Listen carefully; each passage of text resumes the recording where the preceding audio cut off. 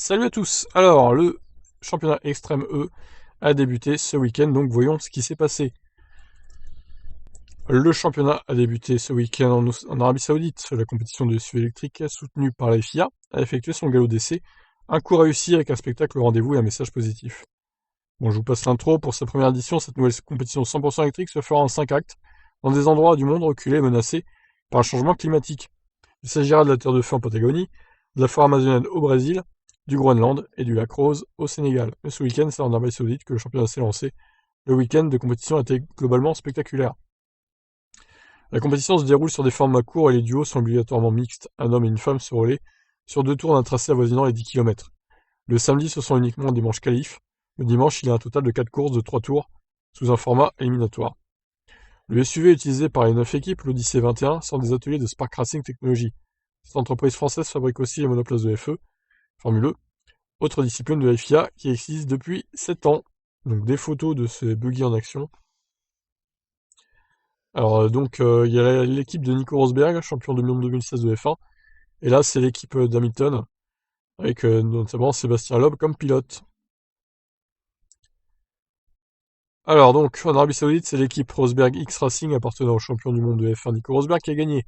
Elle a devancé l'équipe United Andretti Autosport, deuxième devant l'équipage de Hamilton. Cette équipe, engagée par Lewis Hamilton, compte notamment Sébastien Loeb dans ses rangs. Après ce premier contact réussi avec la discipline, le paddock flottant va revenir en Europe, puis se préparer à sa destination suivante.